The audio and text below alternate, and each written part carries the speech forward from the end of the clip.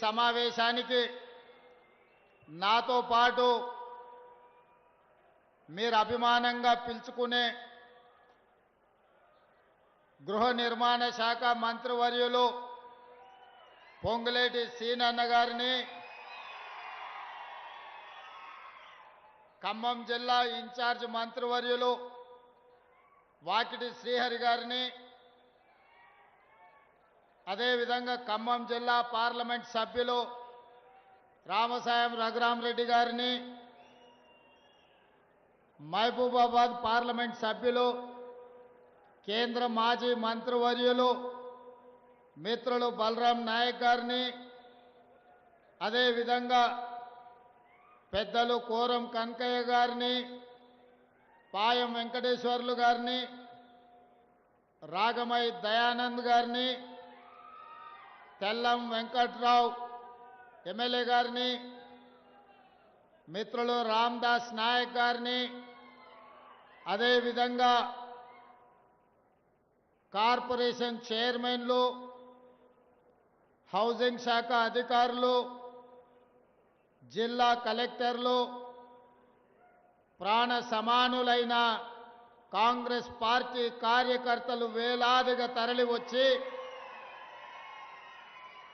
ఈ పండగ కార్యక్రమంలో పాల్గొని, ఇది ఇల్లు కట్టుకున్న వాళ్ళకే కాదు, తెలంగాణ రాష్ట్రంలో కోట్లాది మంది పేదలకు ఆత్మగౌరవ పండగ అని మీరు అండగా నిలబడ్డందుకు మీ అందరికీ మనస్ఫూర్తిగా ధన్యవాదాలు, కృతజ్ఞతలు తెలియజేస్తున్న మిత్రులారా.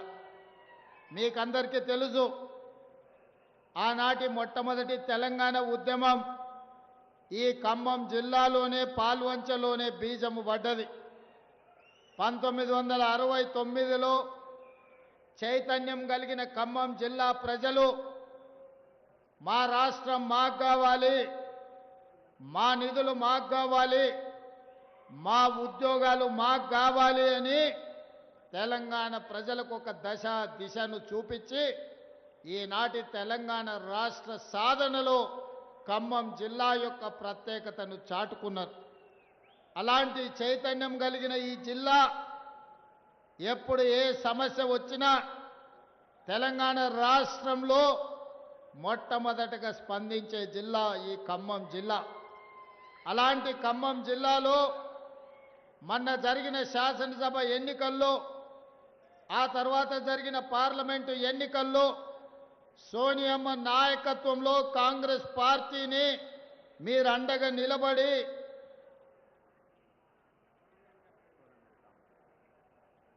అదేవిధంగా మన కమ్యూనిస్టు మిత్రులు, మన ఎన్నికల భాగస్వాములు కూనంనేని సాంబశివరావు గారు కూడా ఈరోజు ఈ కార్యక్రమంలో పాల్గొని కాంగ్రెస్ కమ్యూనిస్టులు సహజ మిత్రులు, ఎప్పుడైనా ప్రజలు కష్టాలలో ఉన్నప్పుడు మనమంతా కలిసికట్టుగా పని చేయాలి అని చెప్పి ఈనాడు కమ్యూనిస్టు సోదరులు కూడా మనకు అండగా నిలబడ్డారు.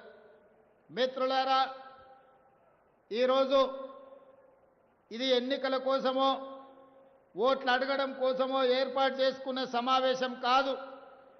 ఈరోజు ఇక్కడ ఈ సమావేశం ఒక గూడెంలో పేద ఆడబిడ్డలు గత 10 సంవత్సరాల నుంచి కండ్లు కాయలు కాసేగా ఎదురు చూసి డబుల్ బెడ్రూమ్ ఇల్లు వస్తుందేమో ఆత్మగౌరవంతో తమ బంధువుల ముందు, గ్రామంలో ఇతరుల ముందు బ్రతకొచ్చు అని ఆశించారు. కానీ 10 సంవత్సరాలు వాళ్ళ ఆశలు అడి ఆశలై ఇక రాదేమో, మా జీవితాలు ఇంతే, మా జీవితంలో వెలుగు లేదు, మా సొంత ఇంటి కల నెరవేరే అవకాశం లేదు అని గుడిసెలో జీవించే పరిస్థితి.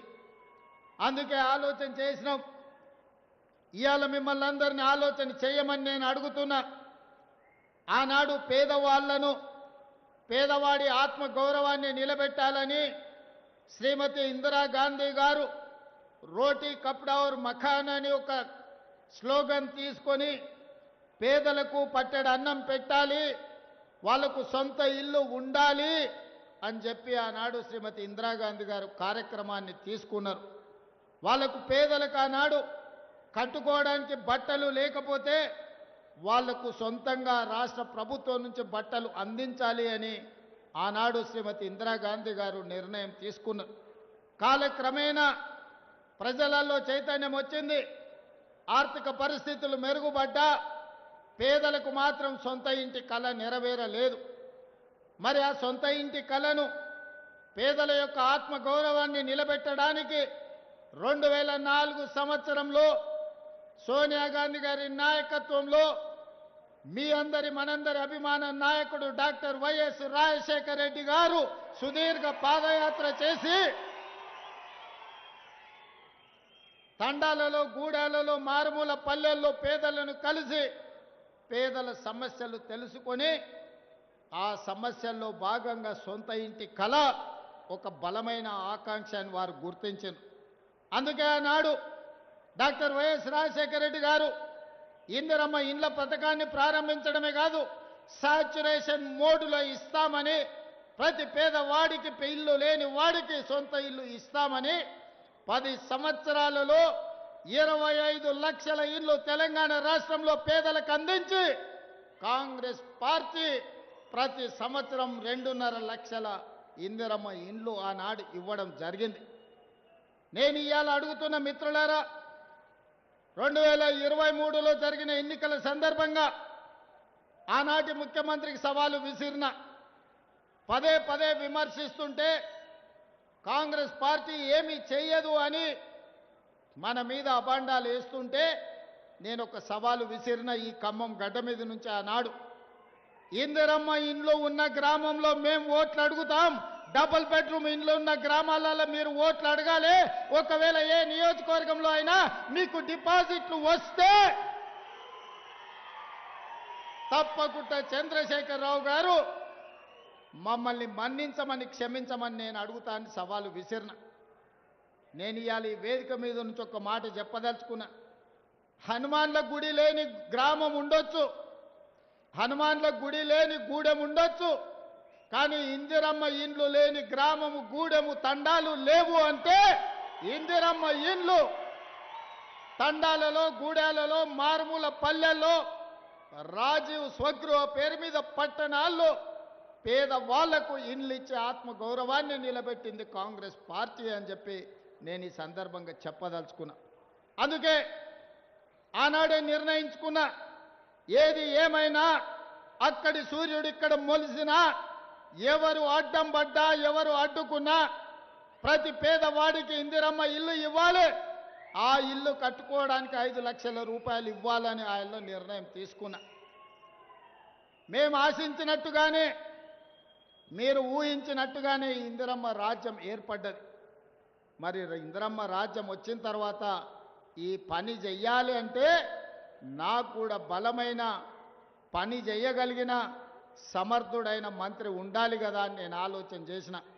అందుకే ఈ పేదల కళ నెరవేరాలి అంటే రోజుకు 18 గంటలు పనిచేసే మంత్రి ఉండాలి అని, అలా కష్టపడే తత్వం ఉన్న మీ పొంగులేటి సీనన్నను గృహ నిర్మాణ శాఖ మంత్రిగా,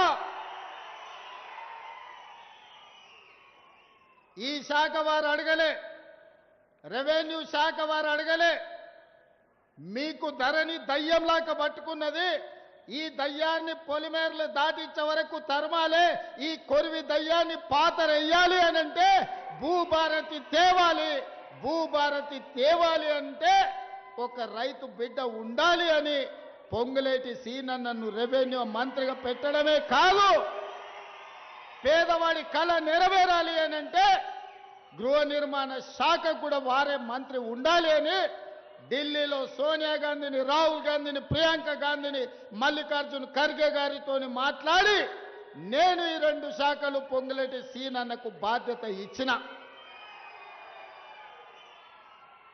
నేనే తీసుకొని ఉండొచ్చు, ఈ శాఖలు నా దగ్గర పెట్టుకొని ఉండొచ్చు, ముఖ్యమంత్రి ఏ శాఖ అయినా పెట్టుకోవచ్చు, మీకు అందరికీ తెలుసు. కానీ మంత్రులను సమన్వయం చేయాలన్నా, చంద్రశేఖరరావు సంగతి చూడాలన్నా నాకు సమయం సరిపోదు. కాబట్టి సమయం ఇవ్వడమే కాదు, సరిగ్గా పనిచేసే సమర్థవంతమైన మంత్రి ఉండాలి అని సీనన్నని ఈ శాఖకు నియమించిన నా అంచనా తప్పలేదు. ఇవాళ భూభారతి ద్వారా లక్షలాది మంది రైతుల సమస్యలు పరిష్కరించడమే కాదు, ఇవాళ దాదాపుగా 4.5 లక్షల పేదవాళ్లకు ఇందిరమ్మ ఇండ్లు నిజమైన లబ్ధిదారులకు ఇవ్వడానికి ఒక్క తప్పు కూడా జరగకుండా 99.99% ఇవాళ పక్కడు బందీగా ఇందిరమ్మ ఇండ్ల కార్యక్రమాన్ని అమలు చేస్తున్నాడు అంటే నా అంచనా తప్పలేదు. ఢిల్లీ ముందల నేను తల వంచుకునే పరిస్థితి తీసుకురాలేదని చెప్పి నేను గర్వంగా చెప్పదలుచుకున్న మిత్రులారా. ఎందుకంటే ఏ పని ఎవరు చేయాలో, ఏ పని ఎవరు సమర్థవంతంగా నిర్వహిస్తారో గుర్తించవలసిన బాధ్యత నాయకత్వానికి. కొన్నిసార్లు మనం అంతా మంచి అనుకో నిర్ణయించుకుంటే కొన్నిసార్లు మన అంచనాలు కూడా తప్పొచ్చు. అందుకే 20 నెలల్లో నేను నిశితంగా గమనిస్తున్నా. 20 నెలల తర్వాత ఇవాళ మీ ముందల ప్రకటిస్తున్నా, సీనన్నకి ఇచ్చిన శాఖలు సమర్థవంతంగా నిర్వహించి ఇవాళ పేదలకు న్యాయం జరిగింది. ఇవాళ జాతీయ స్థాయిలో ధరణిని బొందబెట్టిన భూభారతి పేద రైతులకు అందుబాటులో తెచ్చిన ఇవాళ 4.5 లక్షల మంది పేదలు సొంత ఇంటి కలను ఇవాళ నెరవేర్చిన అక్కడ నాయకపోడు రమణమ్మ ఇంట్లో నేను గృహప్రవేశానికి పోయినా. ఆమె బిడ్డ కళ్ళల్లో ఆనందం చూస్తే ఇంతకుముందు ఈ వేదిక మీద మాట్లాడిన ఒక మైనారిటీ ఆడబిడ్డ కళ్ళల్లో ఆనందం ఏమిచ్చినా రాదు, ఏం చేసినా ఆనందం రాదు. జూబ్లీహిల్స్లో ఇల్లు కట్టుకున్న నా కళ్ళల్లో ఎంత ఆనందం ఇల్లు గృహప్రవేశం చేసిన రోజు ఉందో, ఇవాళ అశ్వరావుపేట పేదలు వాళ్ళ గృహ ప్రవేశం చేసినప్పుడు వాళ్ళ కళ్ళల్లో, వాళ్ళ గుండెల్లో వాళ్ళ సంతోషం చూస్తే ఏ నాయకుడికైనా ఇంతకంటే ఆనందం ఏముంటుందని నేను అడుగుతున్న మిత్రులారా. అందరికీ 3,500 ఎమ్మెల్యేలకు ఇస్తే మీ ఆదినారాయణ పట్టువాటి ఇంకొక 1000 ఇండ్లు ఎక్కువ తెచ్చుకున్నాడు. రాష్ట్రంలో మా సిఆర్ఈ మంత్రికి కూడా 3,500 ఇచ్చిన. కొడంగల్లో నేను కూడా 3,500 తెచ్చుకున్నా. కానీ పొంగులేటి శ్రీనివాసరెడ్డి గారికి ఆ వారి నియోజకవర్గంలో కూడా 3,500 ఇచ్చిన. కానీ మీ ఆది నారాయణ 4,500 తెచ్చుకున్నాడా?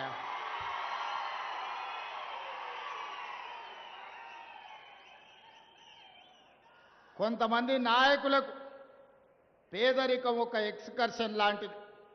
పేదరికం చూడాలంటే విమానాలలో వచ్చి, కార్లలో వచ్చి మన పేదరికం చూడాలి. ఆది నారాయణ కావచ్చు, పొంగులేటి సీనన్న కావచ్చు, నేను కావచ్చు, ఈ గ్రామాలలో పేదరికం చూసి పేదవాళ్ళ కష్టాన్ని అర్థం చేసుకొని గ్రామ స్థాయి నుంచి ఇవాళ జాతీయ స్థాయి వరకు రాజకీయాలలో మేము సమస్యల మీద మాట్లాడుతున్నామంటే పేదరికం చూసినాం, పేదరికం ఉన్న దగ్గరనే పుట్టినాం, పేదరికం ఉన్న దగ్గరనే పెరిగినాం, పేదలతోని కలిసి మాట్లాడినాం, పేదలతోని కలిసి భోజనం చేసినాం. కాబట్టే పేదోడి కష్టం మాకు తెలుసు. మాకిది ఎక్స్కర్షన్ కాదు, మాకిది చదువు కాదు, ఇది మా జీవన విధానంలో ఒక భాగం. పేదరికం అంటే ఆ పేదరికాన్ని రూపు మాపాలే, పేదరికాన్ని పొలిమేర్లు దాటే వరకు తరమాలి అని ఇవాళ బాధ్యత తీసుకొని ముందుకెళ్తున్నాం మిత్రులారా. అందుకే ఆనాడు మీరు ఆలోచన చేయండి. పోడు భూముల పట్టాలు రాజశేఖర రెడ్డి గారు ఇచ్చిండ్రు, ఇందిరమ్మ ఇండ్లు రాజశేఖర రెడ్డి గారు ఇచ్చిండ్రు, రేషన్ కార్డులు రాజశేఖర రెడ్డి గారు ఇచ్చారు, ఫీజు రియంబర్స్మెంట్ రాజశేఖర రెడ్డి గారు ఇచ్చారు, ఆరోగ్యశ్రీని రాజశేఖర రెడ్డి గారు ఇచ్చిండ్రు, రైతులకు ఉచిత కరెంటు రాజశేఖర రెడ్డి గారు ఇచ్చిండ్రు. ఎందుకంటే పేదరికం తెలిసిన పార్టీ, పేదల్ని తమ కుటుంబ సభ్యులుగా భావించే పార్టీ కాంగ్రెస్ పార్టీ. ఇందిరమ్మ అనే పదము ఆషామాషిగా అన్నది కాదు.